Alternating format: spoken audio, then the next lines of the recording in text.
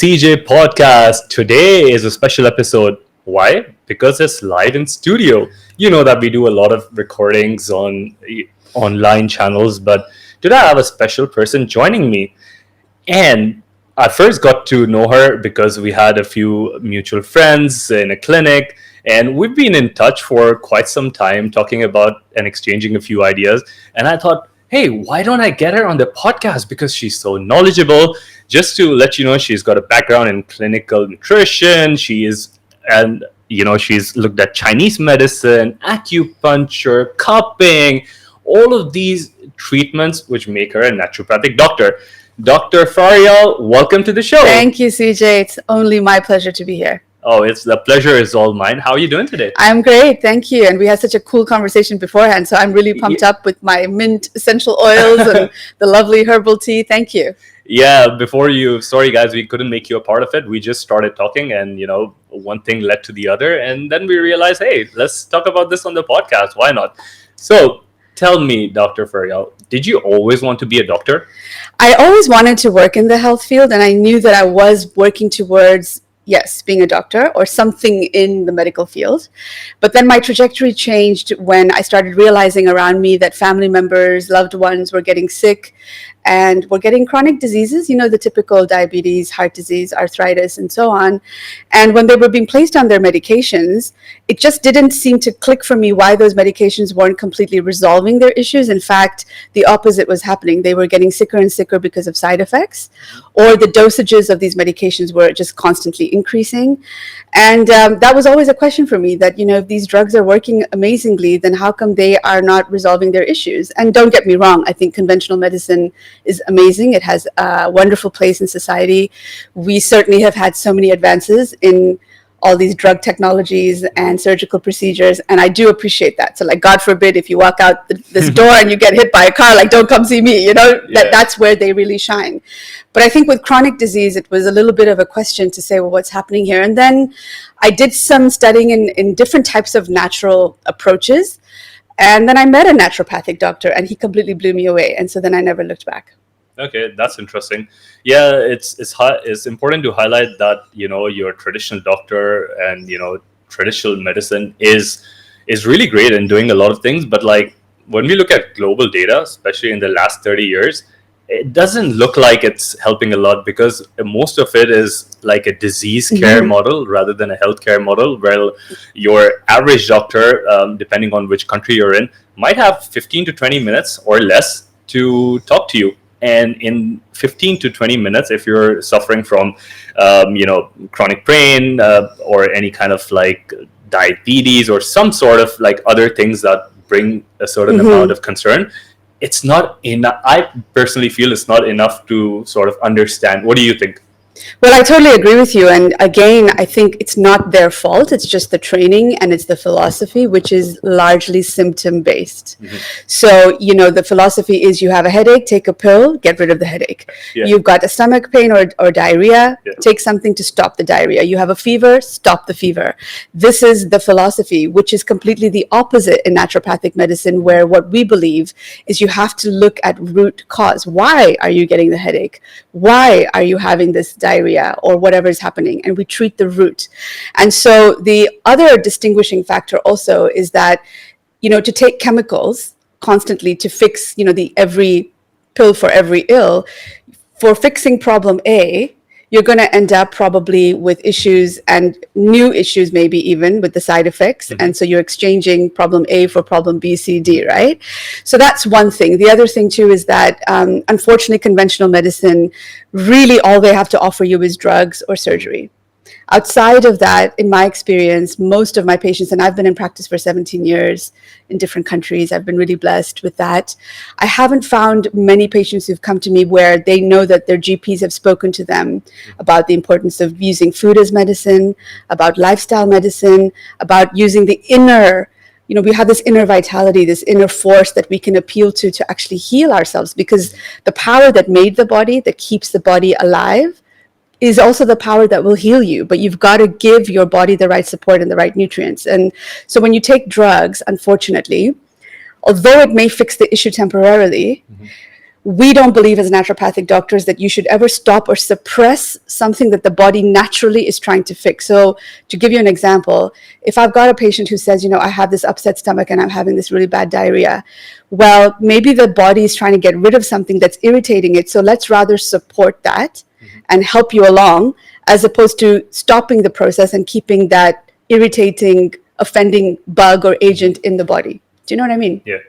I think modern medicine, or one of those classic takeaways for people, is that we have this reductionist approach to things, and we always think, oh, okay, this there's a diarrhea, and the only thing that can happen is my stomach is not feeling great, and let me fix the problem. It's more like you mentioned, putting the band-aid, but not like addressing the wound by itself. Yes, yeah. And something also super interesting that you brought up was that our bodies by itself has this intelligence, let's call it. So that we could call it like chi, or we could call it prana, or we can call it life force, or jing.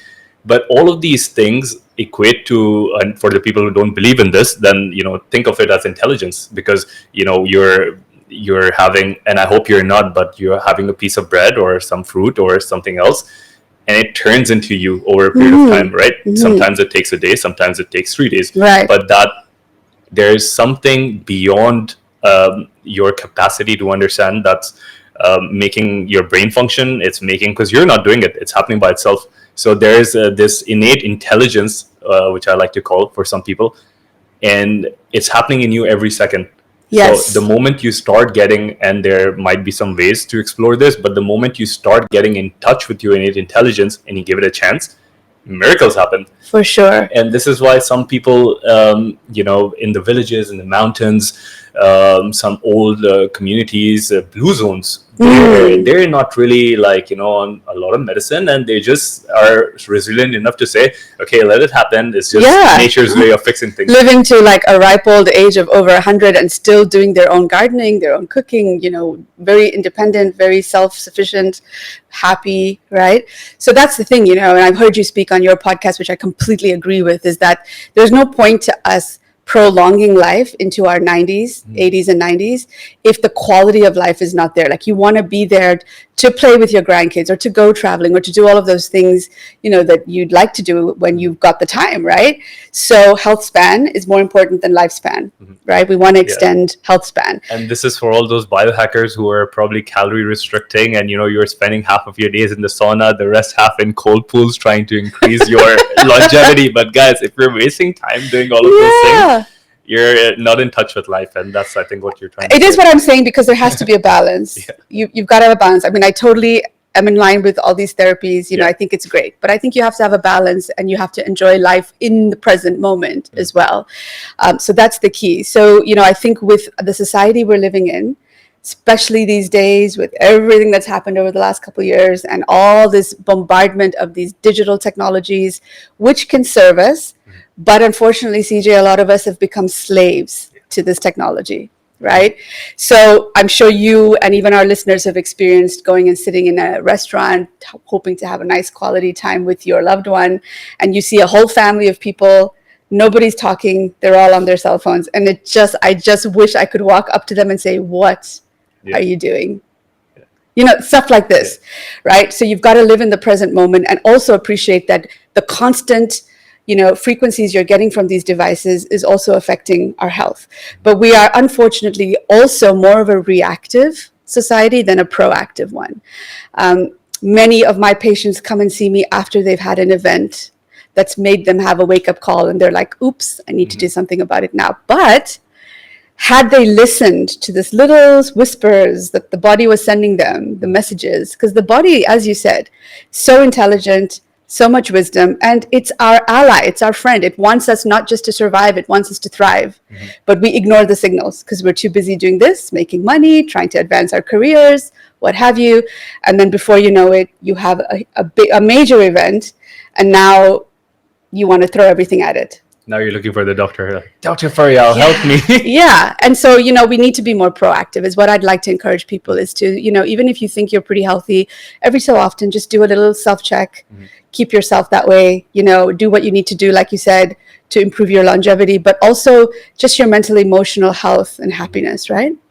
I think you brought up two very important points. One is, and I would like to ask two different questions. So the first one is being present in the moment, right? How many people on an average that you see or have seen over the past 17 years? And I mean, let's talk about the last 5 years, because the last 12 years, the digitization of things Right. wasn't so much. Right. So let's say in the last 5 years, how many people that you see are so disconnected from the moment, or like do you find people more like not being present or being present? Like what's a real world statistics for you? You know what? So I don't have stats for you, but I do. It's a spectrum. It's a spectrum of people. So I have, in the recent years, I'm seeing more and more people who are being more proactive, who are very self-aware, who want to have, they understand the idea of, you know, I'm healthy now, but I need to be healthy 10 years from now. So what I do today is going to impact that, because we also have this huge field of epigenetics, which I'm sure, you know a lot about. And we know that just because you have this destiny, perhaps from family history of medical issues, it doesn't mean that you are destined to get those. And so we know that lifestyle, nutrition, certain kinds of medicines, natural medicines will help to change that trajectory. And I have a lot of patients who are doing this with me, with the DNA testing, where we can see, you know, what are their susceptibilities, what are their weaknesses for developing certain diseases, and how can we move them away from that path. So that's great. I like working with people like that. Then I have the other end of the spectrum, which I've already told you, which is they're completely like breaking and falling apart. And now they want this heroic, you know, approach. And it's like, dude, you need to make sure that, you know, you're listening to your body as you're starting to have issues. That's the best way. And then I have people in between, you know, and it's funny when people have children, their perspective changes. So then it becomes everything's about the child, not so much about them. And I think it shouldn't be like that. I don't think that it's selfish to always make sure you're doing well first. That self-care, because if your cup is empty and you're burnt out and you're shouting and screaming at the kids and you're irritable all the time, how is that helping your family, you know? And so I see this quite a bit too. So there's all kinds, I think I would say, but I think more and more slowly now we're starting to see, you know, people realizing that they've got to look at their health picture from now. Okay, interesting. And also, tell me if I'm wrong, most of the times, are women the first ones? Like, okay, so let's compare between, we shouldn't be comparing anyone, but like just for the sake of this conversation, you've got a group of women and you've got a group of men. The group of women, chances are they will reach out for help much earlier than the men, because the men would naturally, even if their body is giving them a lot of like these signs, they would keep ignoring it until their wife says, you need to go to the hospital or a doctor. So do you, is that like a real that still happens. Okay, that still happens. Okay. I mean, I'm not saying that is for every case. Of course, we have men who come in themselves and realize, you know, and they're very proactive. Their wives haven't sent them. No, their wives or their girlfriends haven't sent them. But generally speaking, it's for sure more women than men that I see. Yes. Now, tell me something. What is one of the, I personally feel that one of the things that is increasing, like we spoke about frequencies, and by the way, that's why we have our feet on the grounding mat, which you guys can't see, and we have 2 EMF mitigators and neutralizers around the house, so hopefully we're not getting bombarded with so much dirty electricity. But a lot of the times, most of the world, when we look at like all the kind of complaints people are talking about, there's mental health, but there is a huge percentage of the population, and this happens while we age, that complain for pain. And how many patients do you see have like this, low level pain going on? Or do you see that a lot of people in your practice like look at pain? I almost want to say 100%. Okay. Because when you're not well, first of all, your perception and experience of pain is amplified. And I'll get into that a little bit more. But also a lot of inflammatory conditions, which are most chronic diseases, have some pain element to them. And you're absolutely right. You know, pain right now is a global crisis, actually. So if we were to look at some of the statistics, I think I was reading a paper the other day that said that in the United States, for example, there are more people filling prescriptions for pain medications than there are for diabetes, and for some of the other chronic disease, right? Which really makes you think, wow. So part of the issue is also that some people don't want to feel the pain. They want to numb the pain completely. They don't want to have that experience. And that's another thing that I think needs a little bit of education, because when your body is sending you a pain signal, sometimes sitting with that pain and understanding what it is and where it's coming from is a gift. Constantly numbing something that's uncomfortable, again, disconnects you from yourself and from your environment. So I'm certainly not suggesting that people who are in pain should stay in pain. That's not what I'm saying. I'm just saying that I've had the experience where a little bit of a niggling pain, a little bit of a headache, and right away they reach for, some sort of analgesic or chemical painkiller. And it's kind of, I feel as though it's like, why don't you give it a little bit of thought to understand where is it coming from? Can you do something else that doesn't involve a chemical to decrease that pain? And for this, how many percentage of the people that you think are willing to step into, because I completely agree with you. It's a very good point that people should understand where that pain is coming from. What is that pain trying to teach you or trying to guide you? But I believe we require a certain element of awareness within ourselves, whether it is awareness that we already have and have developed it towards, from intuition or listening or just being quiet or in silence, or this sort of awareness that can be developed via curiosity. How many people do you think want to step into that element of awareness? Or because what I see is people, like you mentioned, just give me a pill and, let's just fix it right now. Yes. I've got errands to run. Right. I've got a business to run or bills to pay, or like my clients are waiting for me and I don't have time for all of that. And if a lot of people also tell me that if I did all of that, it's going to take such a long time, but, might as well do something that fixes the situation right now. And I also feel, and correct me if I'm wrong, that many people who go towards, these pain medications, or, there was a crisis like in the United States where people are prescribing opioid dependent medications, which nearly destroyed half the country. But absolutely, none of them, or like even I would say like maybe 10% to 15% of them are aware of what comes next, because for them, they're just looking at like a focus issue, like, okay, my pain goes away in the next 2 hours. Yes. But they don't know, taking that over a period of time, what happens in the next 5 years, Correct. 7 years, 10 years. Yeah, I think you could probably answer that question. I mean, how many people do you think are looking at that quick fix? Probably a huge percent, everybody, right? I mean, and I'm not going to pretend that I'm not in that category. There are moments where, especially if I've got a really busy day, or I've got a lot of things to do, or I travel quite a bit and I need to be in, top shape, let's say, just in terms of my mental, emotional, and physical health. And if I'm having a headache, or I'm having some funny thing that's preventing me from, being able to perform at my best, I probably will also reach for a mild painkiller in that moment. But then there's a bunch of other things that I do around that as well. Okay, like you said, we're not thinking about the next few hours, the next few days, next few weeks.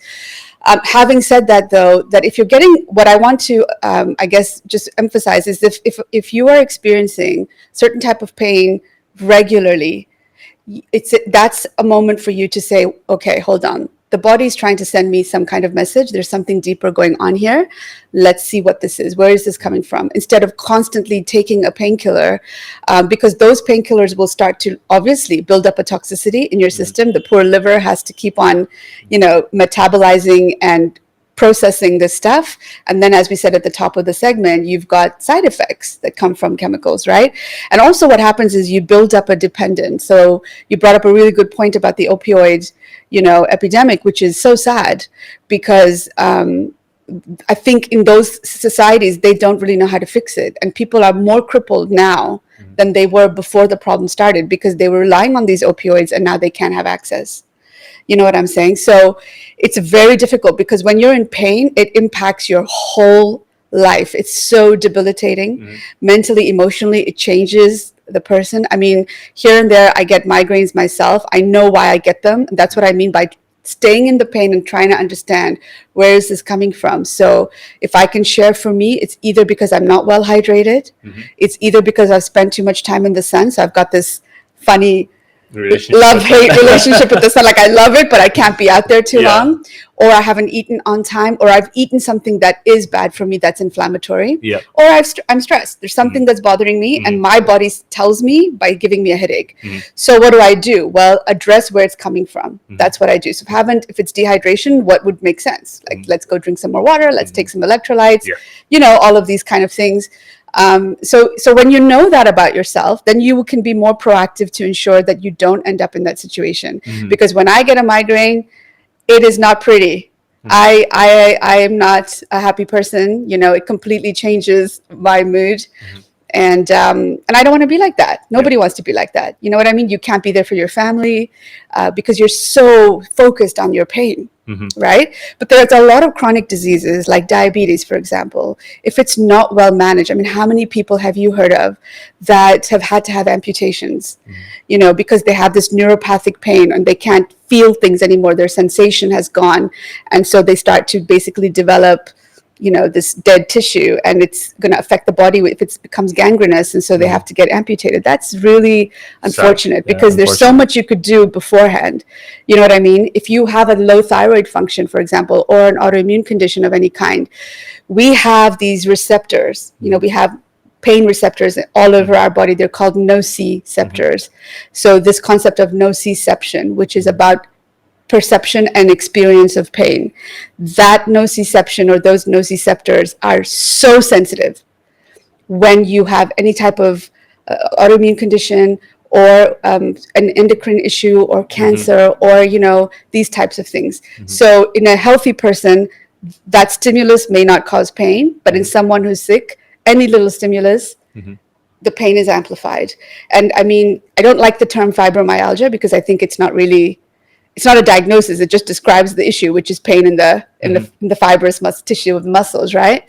But these are the types of individuals who are so sensitive that even just touching, like a light touch, they can't handle.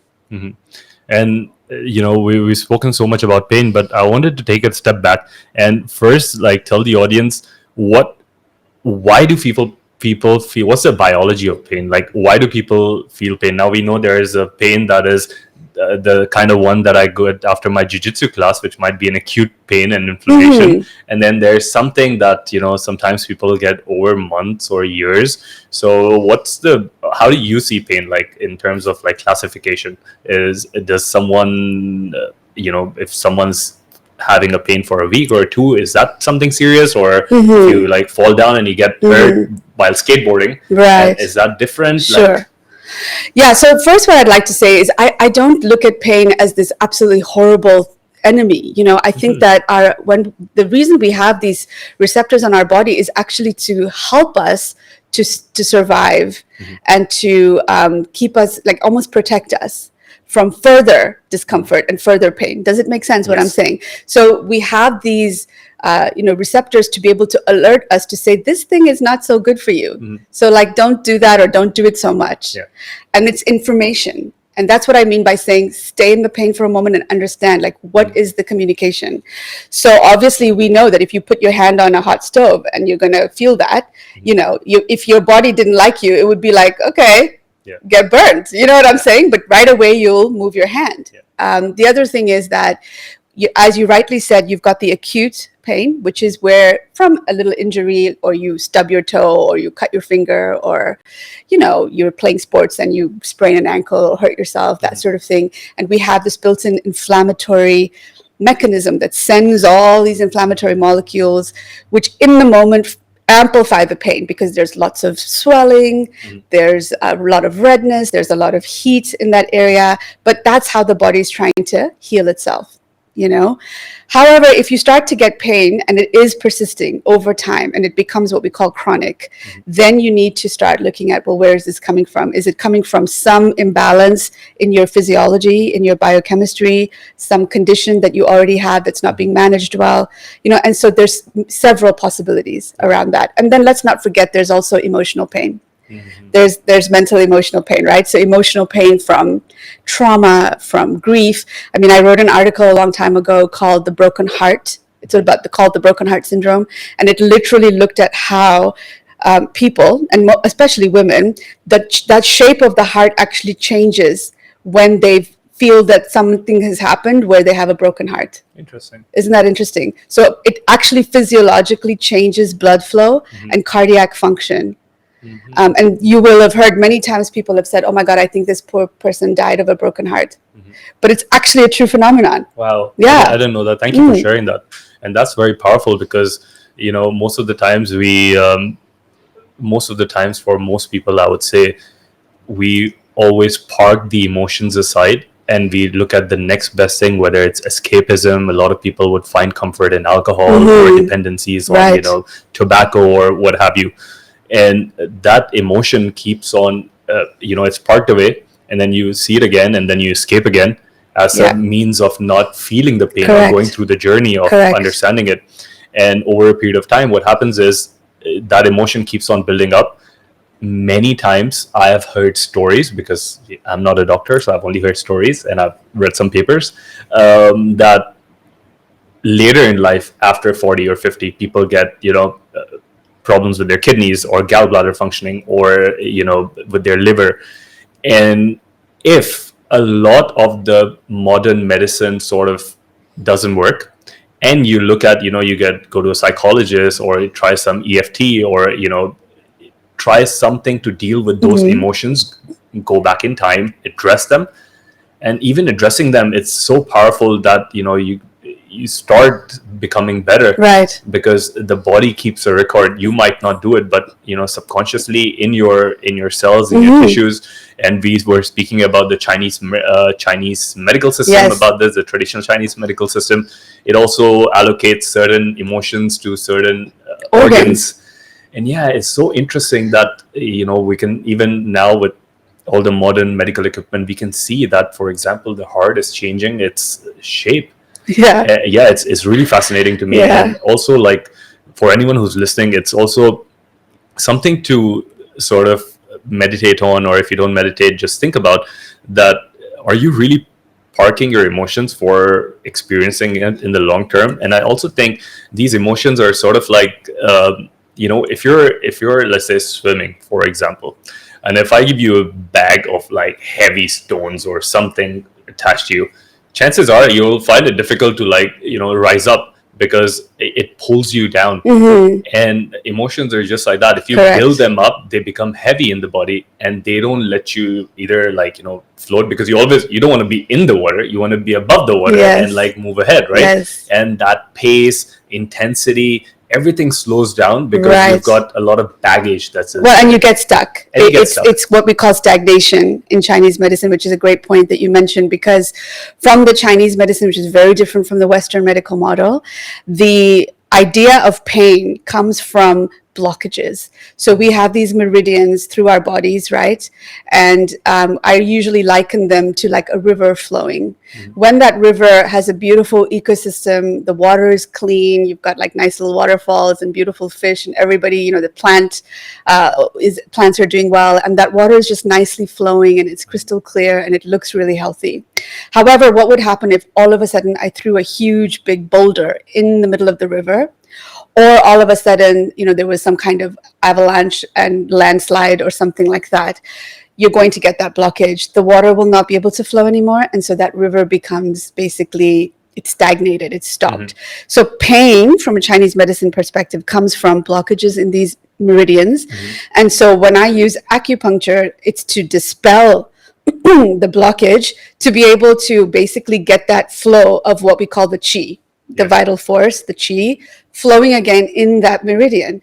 And so oftentimes, if someone were to come in again, let's say with headaches, and I'm trying to understand where the headaches are coming from, I may put some needles around the points around the head, but often I will also put needles in the liver points, because the liver is linked to some of this inflammatory stuff that's happening regarding pain, right? So that's really fascinating, because when you look at pain as blockages and being stuck and stagnated, what you want is what you said. We want to unblock and move forward. And in Chinese medicine, even scar formation from, let's say, surgeries will block a meridian, for example. So an interesting thing too is because we have meridians right in the mid section of our bodies, running right through the middle of our torso into the belly button. You should never pierce your belly button. Oh, that's a good tip to have. From a Chinese point of view, I'm not saying that you should or shouldn't, as in I'm not trying to tell people what to do, but I'm saying from a Chinese medicine point of view, when you do have a piercing in the belly button, you've basically blocked the energy right there. In that region, in that meridian, right? So things like that. So it's very, very fascinating, because you can use acupuncture as one of the best ways to actually work with pain and pain relief. And I'd use it all the time. I mean, it's probably 80% of my practice, even for things related to, mental health, anxiety, depression, sleep issues, digestive disturbances, hormonal imbalances. I use acupuncture quite a bit, and cupping. I have a question. What's the difference between acupuncture, and I know acupuncture uses the needles and, right, the needles, and acupressure, because this is something that many people get confused around. So acupressure is usually, I would say, used for people who have a fear of needles. And so we just help them by teaching them the points on the meridians that have the highest, what we call energy. They're almost like a vortex of energy. That's why those points have been identified. And so you just use your fingers and you press into those points for a few seconds at a time. That's acupressure. Acupuncture is exactly what the word says. It's puncturing with using very, very, very fine needles into those points. And it's just a bit more effective because you're going right into the meridian. And some meridians are a little bit deeper than others. And you can really, like, the person will feel something happening. You can feel a sensation going up and down. I've had people report to me they have waves of heat or energy. They feel like they're levitating off the table. Like it's amazing. Wow. Yeah. So it just depends. Each experience is different depending on what we're treating. But what's beautiful about acupuncture is that ideally you're getting it done from somebody who knows what they're doing. And so it should not be painful, because I've been asked that question often. People are really curious, very interested, but they're so scared because, again, they don't want to feel the pain. However, feeling the pain, it's not so much a pain. It's a little bit of a discomfort. It's a little sensation that tells you something's moving. That's what we want. You know what I'm saying? It's not a situation where you have to completely block the pain. You actually want the pain to move because it's a blockage that you're trying to dispel or unblock. And so if a person, the acupuncturist or the doctor that's doing it does it well, you shouldn't feel pain. And the best thing, because it activates your parasympathetic nervous system, is the patients. I can have a patient on the table with 20 needles and they are sleeping.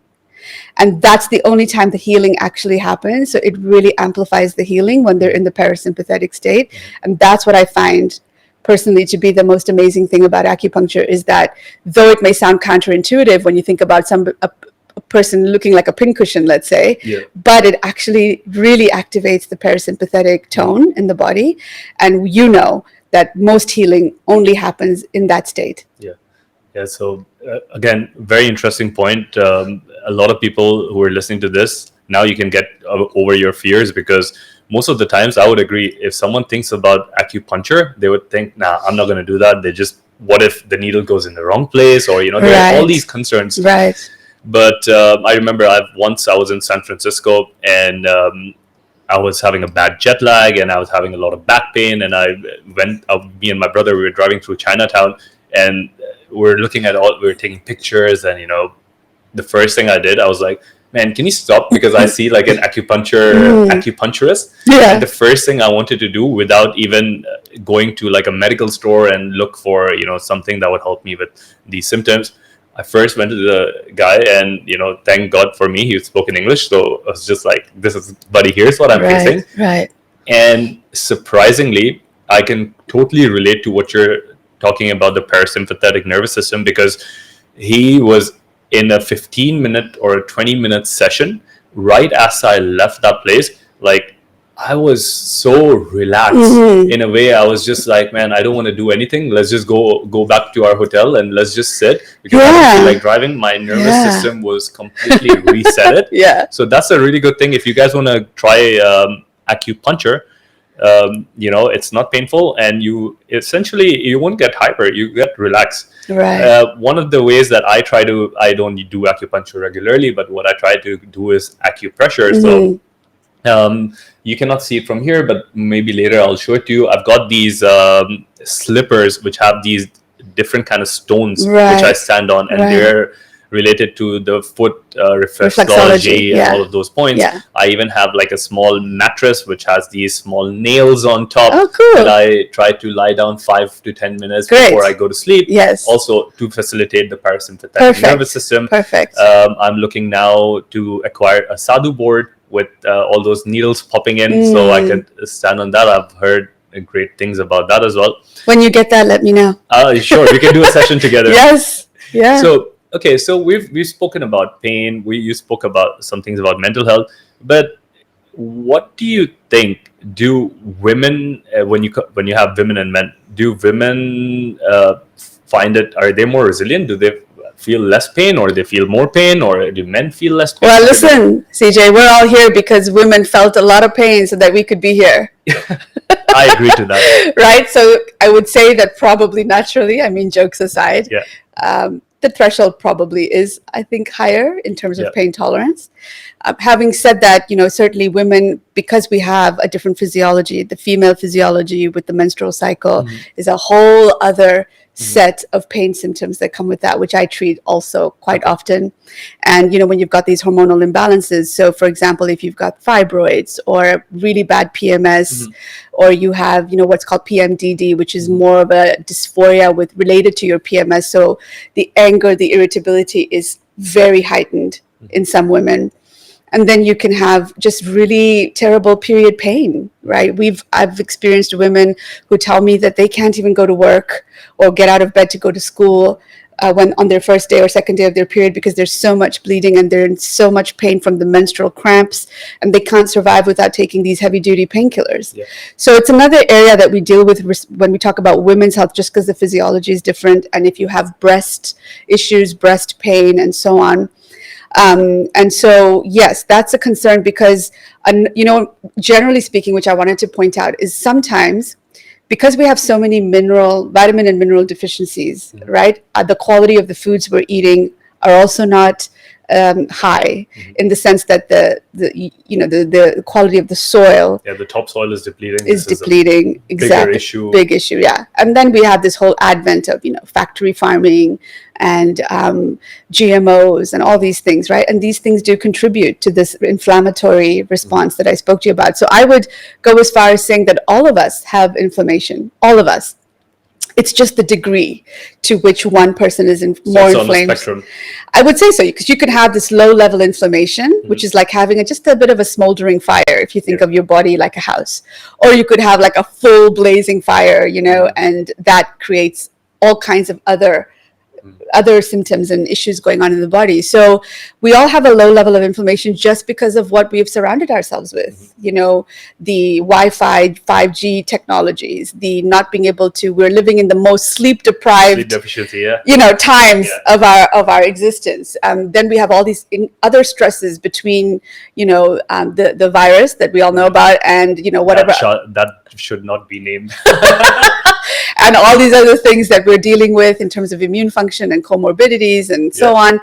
And then I would say, just in terms of our food intake, like we are living in societies also where food is at our fingertips. Like you just click a few buttons and your food literally walks to you, which is not how our ancestors lived, right? They ate what they grew, and what they grew was organic. And which was seasonal. And they ate with the seasons and they ate with the climates, and, they ate their food in a more mindful way, I would say. We weren't sitting in front of TVs and on our phones. And this makes a huge difference because, as you know, with your gut health, if you're not properly digesting foods and you're not assimilating the nutrients, you're not going to be able to create the brain chemicals and the stress hormones to help you to stay resilient, which will also decrease inflammation. Like it's all connected, right? So I would say to you, with women, when we talk about deficiencies, iron deficiency is a big one. And it makes sense because when you have a menstrual period every month, you're losing a lot of iron. But interestingly, iron also creates pain sensations. So I've had people come in who have chest pain, who have headaches, and we finally realize it's because they're so iron deficient. And the moment you correct that nutrient, the pain goes away. Right?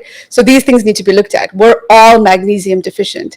Magnesium is huge when it comes to helping, especially women with their menstrual pain. So I prescribe that all the time, generally, but then during the time of the cycle, you should up your magnesium. And it's also beautiful because it relaxes the central nervous system. It's antispasmodic. It helps you with regular bowel movements, which is another issue because I've had so many people, I can't tell you how many people come in and I say to them, hey, so tell me about your bowel habits, how many bowel movements, and they're like, yeah, it's regular, I go like twice a week. Wow. Okay. That's regular, that's normal for them, that's how it's always been. Who doesn't have magnesium. Not only that, but there's other issues because that means their Dehydration, body's mineral not getting rid of deficiencies. toxins. For me, that's the main thing. If you're not clearing the stuff that's in your system that's not supposed to be there, where's it all going? Yeah. It's the toxic buildup is what is my concern. Yeah. So usually the first thing I work on, which is probably not what they come in to see me for, is to say, we got to get you, I got to see you. I mean, are you only eating twice a week? Yeah. If you're eating 2 times a day or 3 times a day, which may be shocking for the listeners, from a naturopathic point of view, you should have a bowel movement 2 or 3 times a day. But that's also training, because if you ignore the signals to go to the toilet because you're so busy, over time the body's going to say, okay, then guess I'm not going to tell you that you need to go. Yeah. I also am a big believer in that, and I've seen some data around how, and my initial question was about the pain sensitivity between women and men, and I've seen some data where they say that men can actually ignore their pain for a longer period of time just because of the biological factors, the hippocampal volume, the left amygdala, the size of the prefrontal cortex is different, and that enables them to suffer for a very long time as well. But women are normally, they feel it much rather. They also have other pain sensations. You mentioned a very good point: female hormones, menstrual cycles, all of these things start taxing the nervous system. Yeah. And over a period of time, when there are so many hits on the nervous system, you start feeling things faster. Yeah. Now, we spoke about so many things. Let's get into more of like the nitty gritty, the hacks or the strategies, or you already gave a few of them. Right. But yeah, let's look at those. So you mentioned magnesium. Do you have any? Do you have any favorite kind of magnesium? Because there are like 8 forms of magnesium. Yeah, there are quite a few that, depending on which salt or which chelate they're attached to. So I typically, when we're talking about what we're talking about today, I would say magnesium glycinate is my favorite. And it's also the most absorbable type of magnesium. But then it also does the other things, which is besides being an antispasmodic or anti-pain, it also helps with just the relaxation. It also helps with sleep for sure. Yeah, so taking it before bedtime is always nice. But what I'm saying is, so correct the deficiencies. If there are deficiencies and you've never been tested for these things, that's a really simple way before you reach for all these painkillers to say what could be happening that I'm deficient in that needs to be addressed. What's a gold standard test for checking deficiencies? Like if I come up to you today and I say, I'm having so much of pain, I can't figure it out, or maybe I'm not coming to you yet, but I'm sitting at my house listening to the podcast and saying, Dr. Faryal and CJ spoke about all of these things. I want to test something out. What's the best way to do it? Like, should they look at their... Well, so if you haven't had a comprehensive blood test done, I would recommend that one should first look at that. And there are some inflammatory markers that you can test for in blood. So I always test CRP, C-reactive protein, because this is an inflammatory marker. And in some people, it's really, really high. And it goes high even before they have an actual problem, And then there's others that you can test for, like certainly iron and ferritin and all these things you can test for in blood. But then I use some functional tests. I use quite a few functional tests. And there's one called the organic acids test, which you may be familiar with, which I like that because it's nobody's poking you to get blood out of you. It's a urine collection. So people find that easy to do. And it really looks at some of the nutrient deficiencies from the sort of byproducts that come out of the urine. And it also looks at toxicities, and it gives us some idea on mitochondrial health. It gives us a little bit of info on gut health. So it's kind of a nice way to sort of get a sense overall. And then we can do other more deeper things if needed. You know what I mean? But magnesium, unfortunately, is not best tested in blood. Like you'd need to do red blood cell magnesium, which is expensive. Or hair. You could do hair too, tissue analysis for sure. So that's one strategy. Then the other is food, nutrition, huge.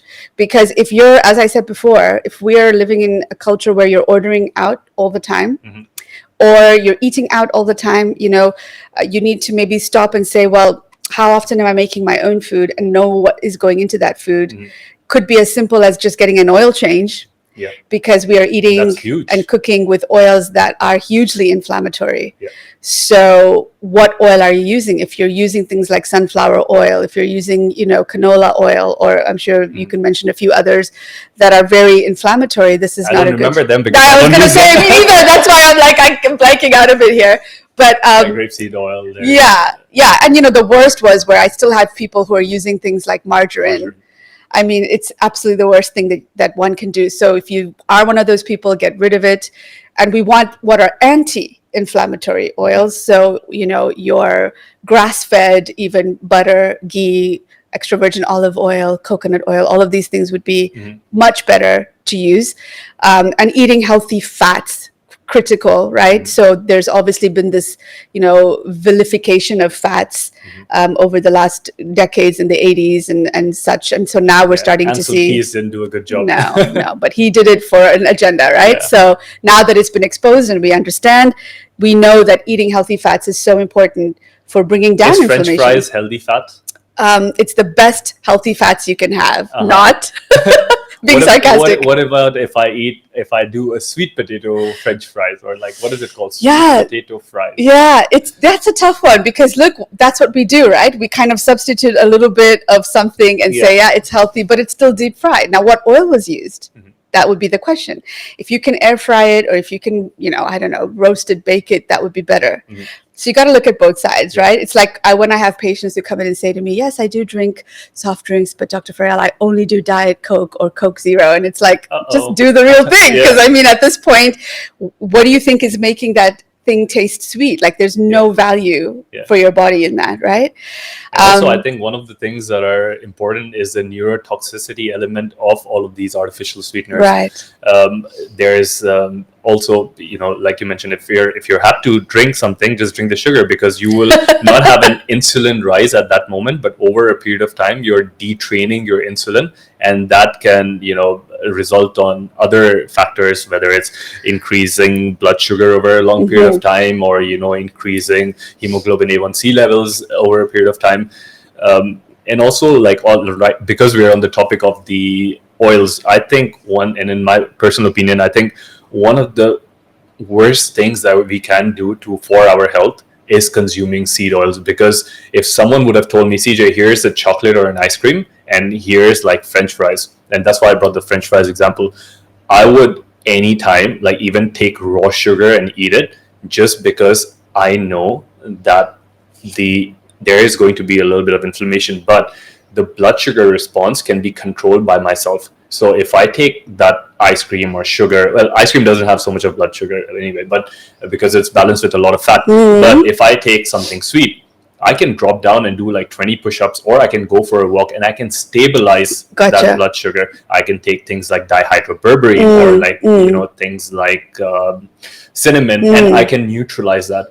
But the fact is that if I eat that French fries, like I'd rather prefer smoking, because the inflammation after smoking will stay in your body till like 3 or 4 days. But when your cells absorb your cell membranes rather absorb these seed oils, which are very high in linoleic acid, which I think is causing all the problems in the world. It increases oxalams. It just does so many things, but that oil becomes a part of your cell membranes, and changes your cell membrane integrity. So if people who are listening, that means that it becomes a part of what will drive into your cells and what your cells will be made of. And that wouldn't shift till the next year and a half. So you would have low-grade inflammation constantly coming in from using this seed oils, or even, things cooked. You brought up a very good point that, do you really know what kind of like food are they using for your takeouts? Because if you're having, let's say, chicken or some other animal or something which is grazed on like conventional, either is factory farmed or having a lot of crops with linoleic acid or lectins or phytase or phytic acids, all of these anti-nutrient properties of a plant, chances are you're not going to be that healthy, because we know from a fact that most of people complain a lot about kidney stones, and 80% of kidney stones are actually calcium oxalate stones. Correct. And this oxalic acid and lectins and all of these things, which play a big role. And it's crazy. It increases inflammation, and people still think that, oh wow, I'm having a spinach, so it might be healthy. But and this is why it's got to be individualized. And I just want to touch on when you were speaking about the oils and these kind of things, another thing with ordering out and eating food is what drives me kind of insane, especially when we're talking about living in a city where you would think that there'd be a bit more knowledge about these things, is receiving my hot food in a plastic container. It is the worst, because that plastic, as you know, or in a foil, is leaching out those chemicals into the food, first of all. Worse than that is still seeing people warming up food in plastic containers in microwaves, which I thought microwaves were like highly outdated by now, but apparently not. Yeah. I haven't had a microwave. I mean, of course, we had it when I was growing up. We didn't know better. But I personally, my husband and I have not had a microwave in our home. I mean, I can easily say 10 years, if not longer. Yeah. So why shouldn't, so someone who's listening, there is a very big chance that they might be using microwave. So let's like talk about that. Why, in a short way, like why shouldn't people use the microwave? What's the bad part? Because I can switch on like 30 seconds and surprisingly enough, I'm a biohacker. I don't use microwave, but my entire family does. I cannot get a hold of them to change. Yeah, it's the same. It's the same with mine.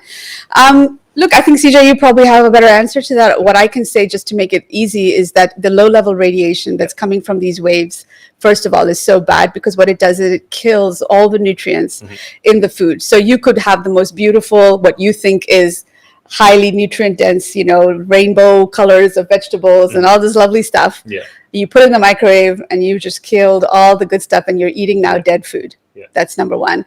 And then if you to that you add the insult of the plastic, then I mean that's even worse, right? I don't know if you have anything to share on that. No, I couldn't explain it more beautifully. It's just that, guys, it kills the food, kills the nutrients. There's non-ionizing radiation that goes in, and it changes the structure of the molecules in the food itself. Now, when you take or you consume that food, a part of that, not radiation, but that altered substance becomes a part of you, which means now you have DNA mutations, which can lead on to things that we're not aware of yet, but can be damaging in the future. So the easy thing would be, it takes 5 or 10 more minutes, but just switch on the pan, put some ghee or grab some butter. It's so quick, actually. Yeah. It's really quick. So another thing that I wanted to touch on, which you mentioned, which is great, is that let's say I know I'm going to have a naughty meal, because sometimes you can't control that. Yeah. Especially with my travels, if I'm stuck at an airport for a couple of hours, it's not always practical for me to bring my own food. I can't warm it up easily. I can't do things, or it may not stay fresh and I have to buy stuff or whatever. I will take the berberine ahead of time, or I will take some liver support ahead of time to start working on that metabolism, and then, as you said, movement is huge. And that's why it's great if you can get into the practice of walking like an hour after you've had your dinner or whatever. That's a really good way to do things. But from a food point of view, again, removing inflammatory foods. So for me, the top inflammatory foods would be literally anything that's coming from a packaged food that you just don't know how it was made, or you look at the ingredient list, you can't pronounce it. Yeah. That means it's full of chemicals, or fast foods, of course, which is rife in our society. It's because cash and convenience is king. Like, you just pay for something quickly and it's at your doorstep. You know what I mean? And then adding things. So it's great to talk about what to remove, right? Because dairy is a big one coming from a cow, especially if we don't know how those cows were raised. And you and I spoke a little bit about that earlier. Were they happy cows or were they stressed cows? Because there are many animals on this planet, which is such a sad thing to say, who are being factory raised where their hooves have never touched the grass. It's very unfortunate, but that's for people who are listening, just because you're buying meat or like milk, and then the cover poster model, the cow is on a nice fresh area of grass, doesn't mean that all the cow's milk that you're drinking is coming from there. Most of the times the cow never is able to experience, like Dr. Faryal said, sunlight, and that changes a lot of, there are stress hormones building up, cortisol. There's so many different things. Right, 100%. And I mean, even along with the stress hormones, because that kind of exacerbates any inflammatory processes, then you have the additional insults of them being injected with antibiotics and hormones to fatten them up faster, or to get them, it's for obviously making more profits as quickly as possible. But what I want to alert people to is the fact that we are the only species that's drinking the milk of another species, right? The whole point of cow's milk is to get the baby cow, the calf, to grow faster. Really fast, right? So it's got all these growth factors and all these things in there. But in humans, that we're not meant to consume it as adults. Yeah. You know what I mean? So that's just a little food for thought, because if you really feel that you want to have some kind of milk in your cooking or your baking, there's so many alternatives that are probably better. But I just want to alert people to that, because we've been also brainstormed. I'm sure you remember as when you were younger, all the commercials telling us how important milk was for our bones and for our growth, and it's a lie. There's more calcium in a cup of broccoli than there is in a cup of milk. Right? So we need to start. I think what is important is people, which I'm starting to see happening, I must say, is that people need to start questioning more. They need to start really saying, well, does this make sense, or what is happening here? You know, what is behind the scenes with this? And it's not just cows, it's all kinds of livestock, chickens. I mean, how many times are we having, you know, chicken farming crowded? My sister in Canada and her husband own and operate, outside of their professional jobs, the first halal and organic chicken farm in that region. And I was often asked, you know, from them, what do you think is the best way for us to raise these chickens so that they're happy and healthy? And they're all free range, pasture raised. Beautiful. Completely, their diet is completely natural. You know, she even gives them probiotics and garlic and all these cool things, you know what I mean? So yeah, the chickens, they've been trying to grow grapes. Shout out to your sister. Yeah, shout out to my sister. And they've been growing grapes, for example, trying to grow grapes, and these chickens keep eating the grapes, which is good for them, so it's fine. But my point is, know where your produce is coming from, right? That's important. And then add all these beautiful vegetables that are highly anti-inflammatory, all the different rainbow colors. It's hard to say because, you know, for me, I think the greens in general, all the greens are important. The brassica family, very, very important. So your cauliflower, cabbage, and they have so many other medicinal properties. You know, they fight against cancer. They actually reduce blood sugar, and they sensitize your insulin. Keep you full for a long time. Keep you full, high fiber. So I prefer people are eating more veggies than fruits. I'm also a big fan of mushrooms, all the different mushrooms, and I actually use medicinal mushrooms in my practice as part of the protocol for treating some of these chronic disorders and cancers and so on. Is there any sorry to cut you there. No? But like, is there any medicinal mushroom for pain specifically? There are quite a few. So I would say lion's mane is probably one of my favorite. But then, you know, you've got the reishi. Reishi is like the king or queen of mushrooms. Shaga is another one, very good. So I think they all have. There's so many different ones. There's turkey tail. There's maitake and shiitake. So, you know, mix it up. Yeah, cordyceps, of course, mix it up. But then if we're talking anti-inflammatory, which then eventually means anti-pain, spices, you know, some of these herbs are really powerful, like ginger, for example, is one of my favorite things to use. And I try to use it. We even put it in our smoothies. Oh, cool. Yeah, we mix it into like anything. How does that taste? You'll taste a little bit of the ginger, but you know, I think it depends on who you are, and if you like a little bit of that kick, it's nice. Like going back to the point about the migraines that I used to have, I would actually mix a tablespoon of raw apple cider vinegar with a teaspoon or a half of cayenne pepper and some ginger, and boil it and drink that. And all of those things shut down the pain perception, reception, and also the inflammation, you know. So with cayenne, the really cool thing about it is there's something called substance P. That is what gets activated, that causes you to feel the pain, and the cayenne actually blocks that substance P. So you may have even noticed you can get like topical, you know, analgesic type creams and gels and stuff that contain the cayenne in them, and capsaicin. The capsaicin, which is like the bioactive form of that. And then my most favorite is turmeric, of course. And luckily, coming from, you know, the culture, the South Asian culture, that's my ethnicity, where it's a big part of our culinary heritage, of course.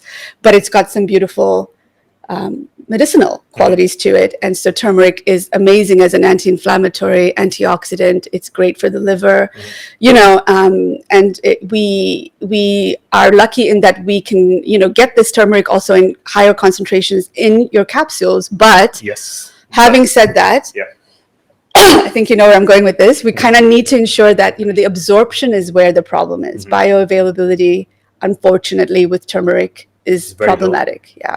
So to kind of counter that, if you can mix it with a fat or with black pepper, which black pepper alone is also highly anti-inflammatory. Yes. Then that will increase the absorption. And we have now technologies that are called liposomal technologies, which basically mixes the nanoparticles in a lipid or a fat to increase the absorption. So those are good things. But, going back even to the menstrual pain, I'm always telling women ginger is amazing for that.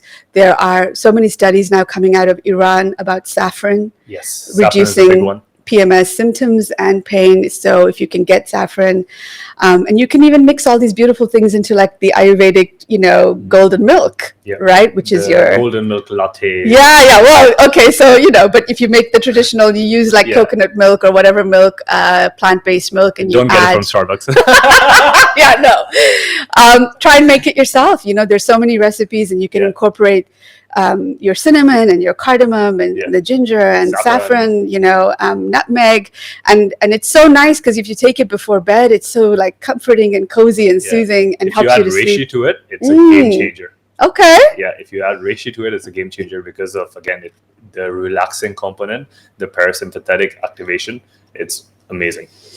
Good tip. I'll have to look at that. Absolutely. I've never thought of adding that to the golden milk. I'll have to do that. So those are some tips. And then, just ensuring you're drinking enough water. I mean, as simple as drinking enough water to make sure. But is all water created equal? Well, no. Okay. No. So is there a specific kind of water that you like or like to? You know what, CJ? I get asked that question all the time. And every time I'm asked, I have a different answer. Yeah. It's difficult because I kind of feel like if you can get water that is like almost like a spring water that's got some of your minerals in it and your from the mountains and stuff, that for me is the best. Mm-hmm. Okay. But then we have all these trends with like alkalinized water and all these different things, and I just feel like if it's devoid of minerals, then I don't know, I almost feel like it's dead water. Right? Do you have any favorites? Yes, I do. First thing is, this whole theory of living water versus dead water is a very big thing. And yes, your water can be living when it touches all the rock surfaces. You can also recharge your water. And this might be a good tip. You can also recharge the water by passing near infrared light and red light through it. Amazing. The light spectrums from the sun. Oh, that's amazing. Or you can put like it in a glass jar and put it on the ground. And when it is next to the Earth's vibrational frequency, or like the Schumann resonance, as we call it, it also gets some of its living properties back. You can put it outside, or have red and near infrared light.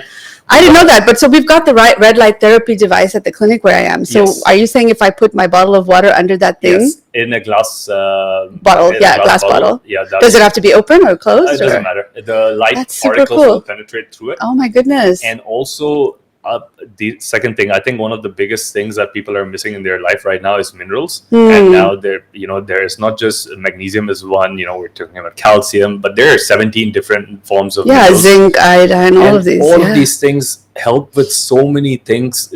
Like there's hydration part of it, then there's the immune system part of it. It helps in so many things. So I would also go to the extent of and we know from a fact that stress or a lot of alcohol or caffeine or sleeping less, that takes out minerals from your body. Right. So the natural amount of minerals from like a mineral source sometimes aren't enough when you're not leading a natural life. So what I like to do is that I look at trace minerals or ionic minerals, and I add minerals every day to the water I drink. And you don't have to go out of your way to do it. If you can find like a good quality sea salt or like a Celtic salt or something which is not polluted. The Himalayan salt is polluted a lot in the salt mines, but if you can find something else which is a little bit natural, just a pinch of it with your water, adding some lemon to it, that also increases its alkalinity.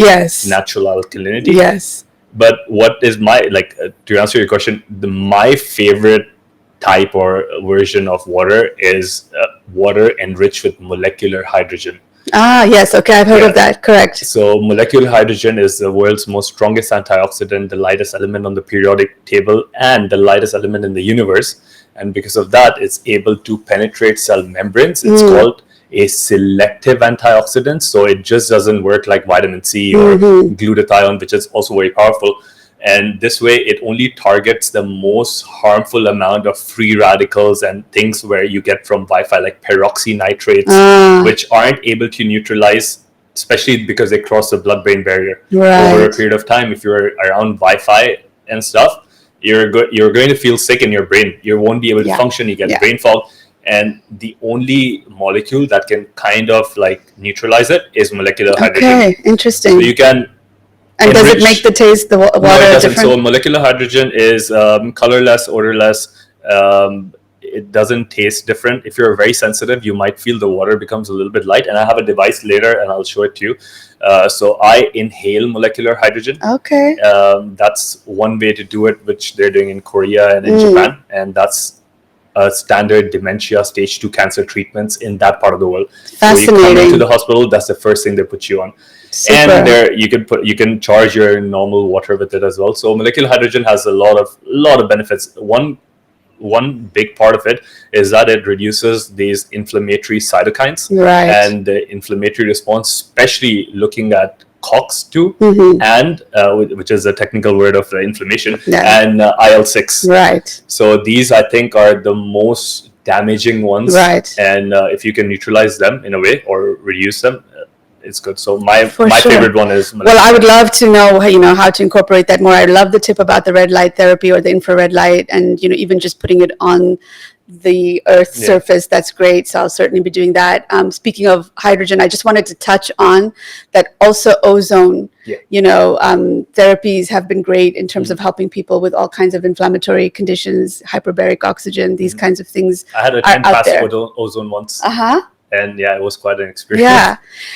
Speaking of these infrared and different kinds of light, wavelengths of light, I mean, we are now seeing people putting through the IV different wavelengths of light to stimulate different kinds of reactions in the body. It's just all, the technology is just growing. And if you can have access to these things, wonderful. But we want to encourage people, I think, or empower them to go back to sort of the basics and the simplicities of what it is to just be part of nature, use nature, and leverage it for your own health and your own well-being in simple ways. You know what I mean? And that's when we say things like stress management.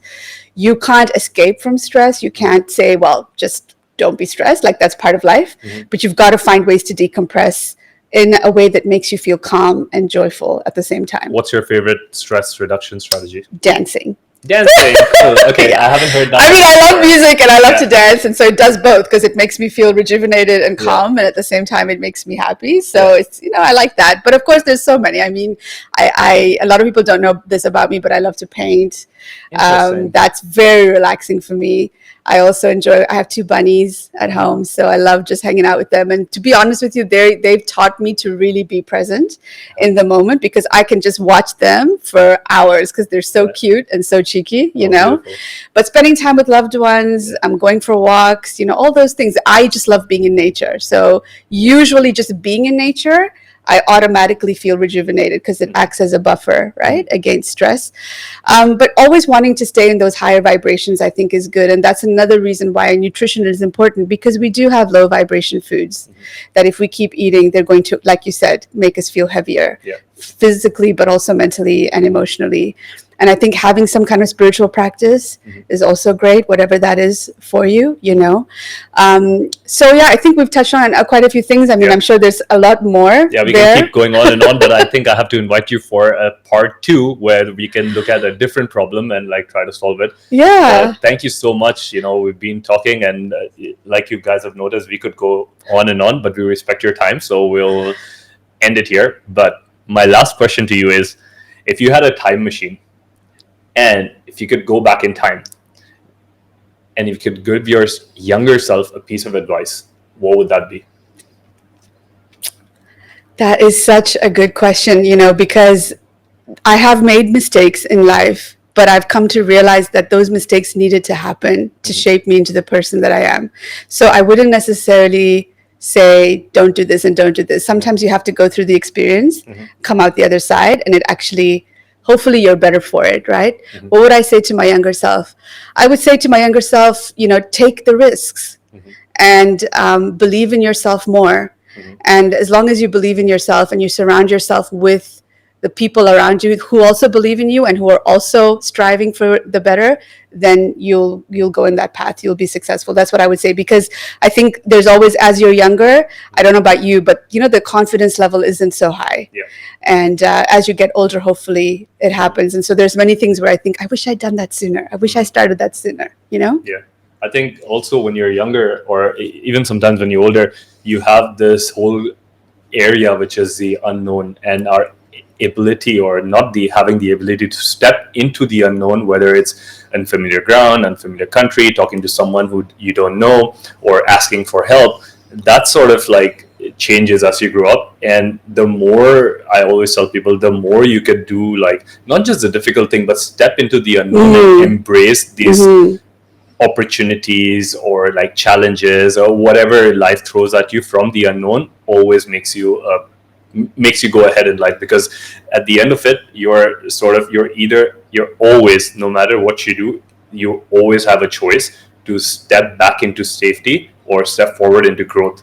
And growth, most of the times, it's uncomfortable at the beginning. And then, you orient yourself in space and time, and you ask yourself, like, when you were younger and it's something that seemed very difficult, 5 years later, would that really be difficult? And, so you look at... that's why they say, hindsight, like 2020 is, you're always able to look at things more clearly when you look back. But I think what you're saying is so profound. Because when you're younger, the other issue with not knowing in terms of that, unknown and the lack of confidence and such, is that we're also, at least for me, I can say, constantly comparing ourselves to our peers. Which needs to stop. And I think, so when I was growing up, we didn't have all these social media things. Yeah. Thank God, because I don't know what it would have been like for me. And I really feel for like my nephews and nieces and the younger generation who have this all the time as part of their reality. Yeah. And we know already all of the things that are stemming from there. But I think that that's the other thing, is to say, each person has their own path, and you will shine when it's your time to shine. Mm-hmm. So no rush in there. Okay, Dr. Faryal, thank you so much for joining me on this show and sharing your knowledge, your wisdom, your experiences, and really helping us to understand that we shouldn't have that French fry. But if people want to know more about you, they want to get in touch, do you have a website? People just... Yeah, so my website for people is basically www.dr for Dr. Luhar, Luhar, Naturo, Naturo.com. So it's Dr. Luhar Naturo, all one word, .com. Instagram, you can just find me under Dr._Faryal_Luhar. I think those are probably the two best ways to get in touch, because through there you can reach me by phone, by WhatsApp, by Gmail. And then I split my practice between Dubai and South Africa. So there's two different places that I work. So depending on where you are, and I also do virtual consultations. Oh, that makes it easy. So we'll put all of those in the show notes. Thank you once again. Thank you. It's honestly been my pleasure, and you're so knowledgeable, and you have so much information also that I learned a lot today, and it was really fun. Thank you. Oh, I'm grateful that we crossed paths. And this is CJ, your host, signing out from the Shift with CJ podcast. Everyone, have a great day ahead of you. Take care, everyone.